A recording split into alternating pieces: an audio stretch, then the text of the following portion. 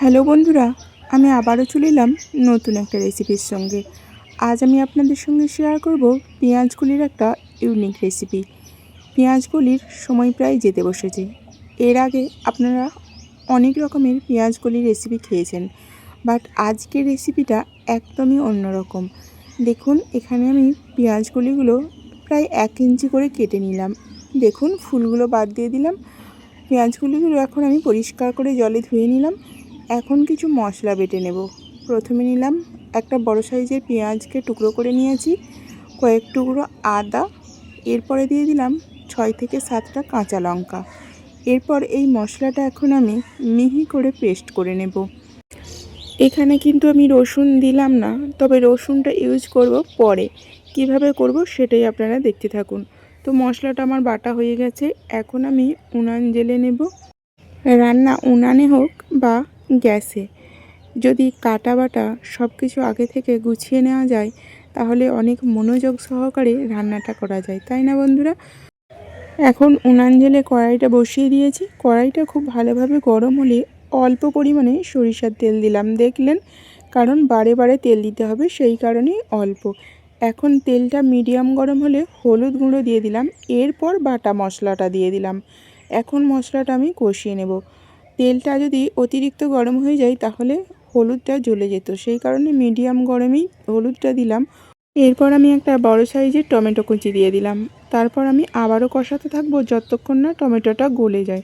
হ্যাঁ, যেটা প্রথমে বলছিলাম যে প্রথমে হলুদটা দেওয়ার কারণ যাতে বাটা মশলা থেকে জল না ছিটিয়ে যায় বা তেল না ছেটায়, সেই কারণে হলুদটা দিলাম। তো এখন আমার টমেটোটা গলে গেছে। এরপর আমি আলুগুলো দিয়ে দিলাম। আলু কাটাটা দেখানো হয়নি। এখানে আপনারা উইদাউট আলু রান্না করতে পারেন, বাট আমি আলু দিয়েছি। সবজির তরকারিতে একটু আলু দিলে খেতে ভালো লাগে। তো এখন আমি পেঁয়াজ কলিগুলো দিয়ে লবণ দিয়ে দিলাম। প্রথমে আমি হলুদ দিয়েছিলাম, তারপর বাটা মশলা দিলাম, এখন আমি লবণটা অ্যাড করে দিলাম। তো মশলার কোটা মোটামুটি কমপ্লিট হতেই চলেছে।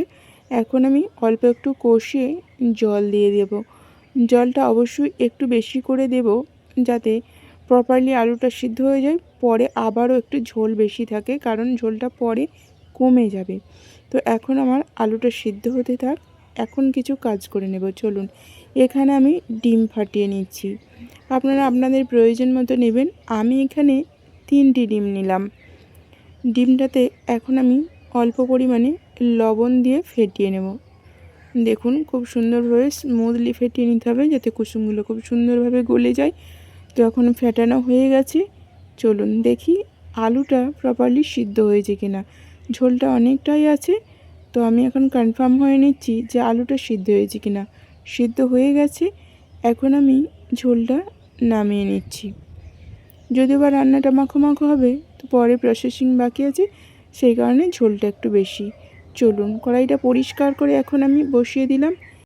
এখন আমি অল্প পরিমাণে সাদা গোটা জিরা ভেজে নেব। জিরা ভাজতে খুব একটা সময় লাগে না, অল্প একটু নাড়াচাড়া করলেই ভাজা হয়ে যাবে। জিরাটা গুঁড়ো করে নেওয়ার জন্য হামানদিস্তা নিলাম। এখন জিরাটা ভেজে নিয়ে আমি ঢেলে নিচ্ছি। গরম জিরাটা ঠান্ডা হলে মুচমুচে হয়ে যাবে, পরে আমি এটাকে পাউডার করে নেব। এখন কড়াইটা বসিয়ে দিয়ে দিলাম অল্প পরিমাণে সরিষার তেল। তেলটা দেওয়ার পর আমি ডিমটা দিয়ে দিলাম। ডিমটা দেওয়ার পর, যেহেতু কড়াইটা একটু ছোট, ডিমটার পরিমাণে অনেকটা বেশি, সেই কারণে এইভাবে আমি ভেজে নিচ্ছি। তবে গোটা গোটা ভাজবো না, আর খুব একটা গুঁড়োও করব না। এই অবস্থাতে যদি নেড়ে দিতাম, কাঁচা অবস্থায় নেড়ে দিলে খুব বেশি গুঁড়ো গুঁড়ো হয়ে যেত, সেই কারণে একটু হতে দিলাম, পরে আমি ভেঙে দিচ্ছি। দেখুন, খুব একটা কিন্তু গুঁড়ো হলো না, বেশ বড় বড় আছে। তো এটা খুব সুন্দরভাবে ভাজা হতে থাক। এখন আমি দেখুন জিরাটা পাউডার করে নিলাম। এরপর লাল লাল করে ডিমগুলো ভাজা হয়ে গেছে। ডিমগুলো এখন আমি তুলে নিচ্ছি। এরপর আবারও একটুখানি সরিষার তেল দিলাম, ফোড়নে দিলাম রসুন থেতো করা। রসুনটা ভাজা ভাজা করে সোনালি কালার হয়ে গেলে দিয়ে দিলাম রাঁধুনি ফোড়ন। রাঁধুনি আর রসুন একসঙ্গে দিলে রসুনটা হতে করতে রাঁধুনিটা জ্বলে যেত, সেই কারণে পরে দিলাম। এরপর আমি ঝোলটা দিয়ে দিলাম। এরপর দিয়ে দিলাম গুঁড়ো করা জিরার পাউডার। এরপর মশলাটা খুব সুন্দরভাবে মিক্স করে দিলাম ঝোলের সঙ্গে। এখন আমি আগে থেকে ভেজে রাখা ডিমগুলো দিয়ে দিলাম। দেখুন, ঝোলটা অনেকটাই টেনে গেছে। এরপর ডিম আরও একটু টেনে নেবে। তো এখন চাপা দিয়ে 10 মিনিটের জন্য ফুটিয়ে নেব। যেহেতু আলুটা সিদ্ধ হয়েছিল তাই টাইম লাগবে না। তো রেসিপিটা আমার কমপ্লিট। দেখতেই পাচ্ছেন ঝোল নেই, মাখো মাখো। আর খুব যে মশলা ইউজ করা হয়েছে এমনটা নয়, হালকা পাতলা পেঁয়াজ কলি আলু দিয়ে ডিমের ঝোল। আপনাদের কেমন লাগলো অবশ্যই কমেন্ট করবেন। আজ তাহলে আসি, আবারও দেখা হচ্ছে পরবর্তী ভিডিওতে নতুন একটা রেসিপির সঙ্গে।